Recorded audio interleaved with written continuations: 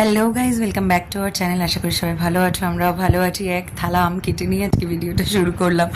তো সেদিন প্রচণ্ড বৃষ্টি ছিল সারা দিন। এই নিম্নচাপের 3-4 দিনের যা একটা ধকল গেছে, সেদিন সারাদিনের বৃষ্টিতে ইচ্ছে করেছিল ইলিশ মাছ খেতে। মাছটা এত ভালো ছিল, বাপরে বাপ।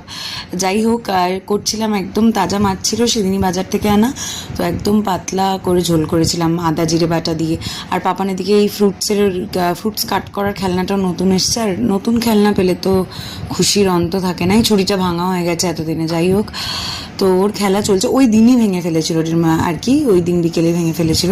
তো এখানে মাছের তেল ভাজা করেছিলাম, এটা আমার বরের খুব ফেভারিট। আর দুধ শুক্তো করেছিলাম পাঁচমিশালি সবজি দিয়ে, চাটনি ছিল, এদিকে ইলিশ মাছের ঝোল, আর করেছিলাম ইলিশ মাছের তেল আর মাথাটা ভাজা।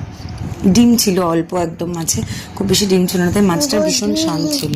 এই যে সারা দিন সারা বিকেল এই বৃষ্টি হয়েছে। আমাদের বাড়ির সামনের রাস্তায় খুব বেশি জল জমে না, আর এই মহারাজ এখানে আশ্রয় নিয়েছেন। তো এই যে দেখো, আমার ছাদে গাছগুলো বাচ্চা একটু বৃষ্টি পেয়ে। বৃষ্টি ভালোই লাগে, কিন্তু ওই আর কি বেরোনো টেরোনো যায় না কোথাও, বাড়িতে আটকা। আর বিকেলে একটু ইচ্ছে করেছিল রসমালাই বানাতে। ইচ্ছে করেছিল মানে কি, দুধটা আর কি ফেটে গেছিলো। তো কি করব ভাবা ছিল না, ভাবছিলাম কি করব। তো আমার বর তো ছানার তরকারি খাবে না, তো ভাবলাম রসমালাই বানিয়ে নিই, খেয়ে নেবে। কাঁথা কি হয়েছে? তো যাই হোক, এখানে দুধ ফুটছে রসমালাইয়ের জন্যে।